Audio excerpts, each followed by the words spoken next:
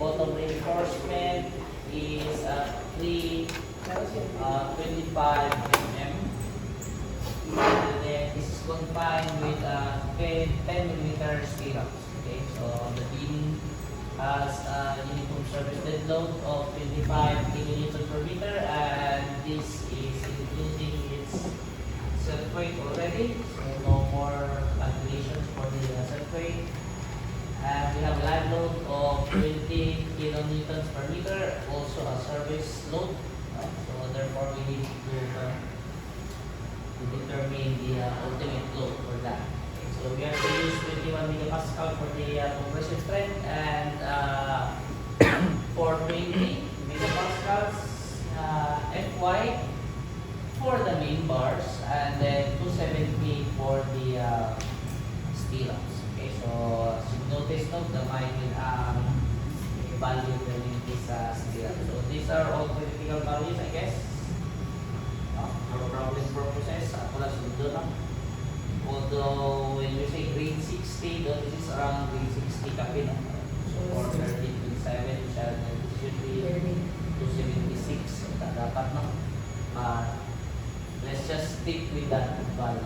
So at least you know na 413.7 in grade 60.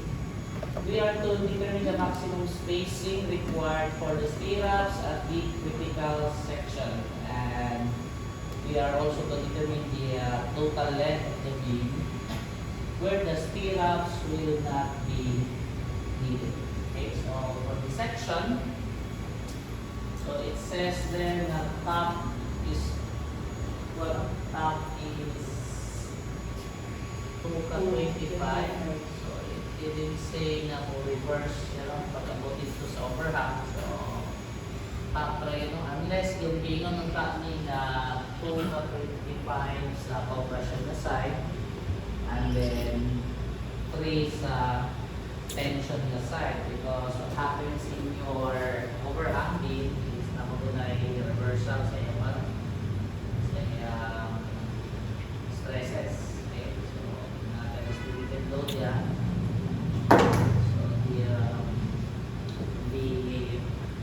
Bending of this will be in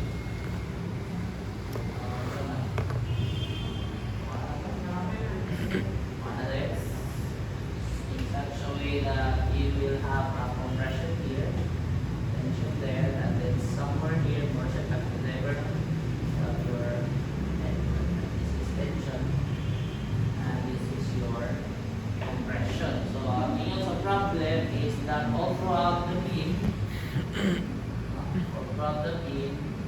being able top is low cap 25, and the bottom is beta 25. Pero kung iyon sa problem na the compression zone has 225 mm diameter bars, okay, so what will happen is that this sa compression zone, din yung span. So it should din is duhat. Pero pag-abot din mahigo siyang tulog. May tension man siya na zone. Din siya is this is for the compression zone. Din is para sa tension zone. Sa ubos ko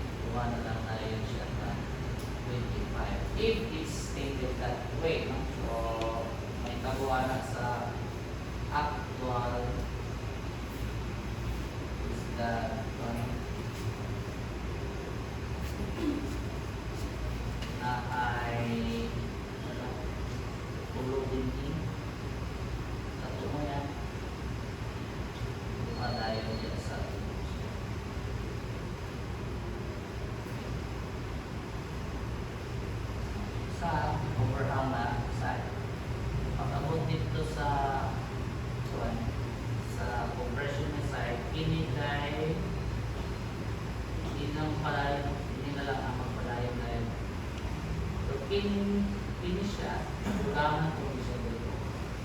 So, yun na, imagine niyo. So, there will be some changes in the configuration sa inyong main bars if na yung stress reversal sa inyong beat. Okay.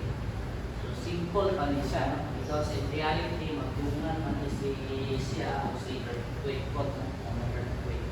So, sakop ang earthquake na kung na-loading beat, mga napatay na siya niya moment niya. Kung naka-pray na siya na kung naman na yan teka ito ba ito dito? Okay, earthquake moment niya siya.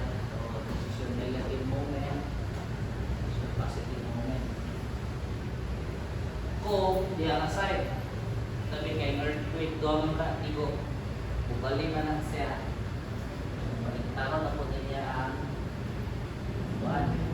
moment.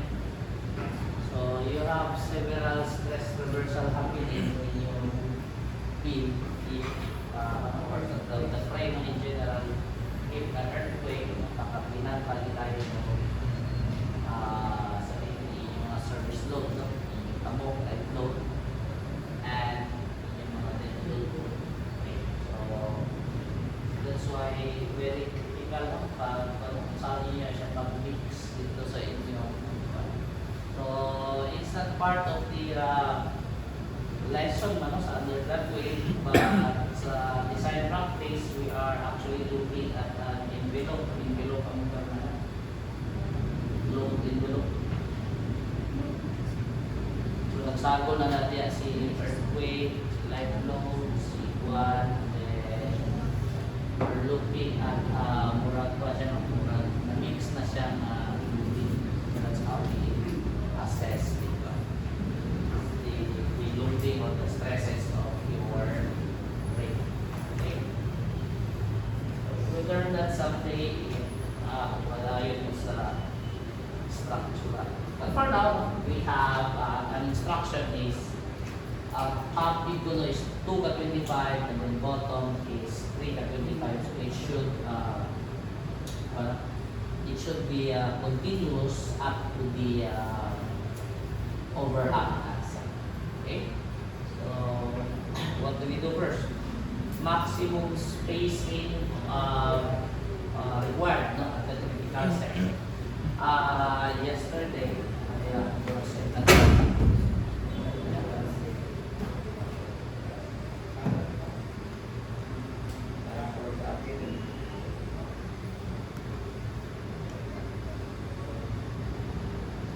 I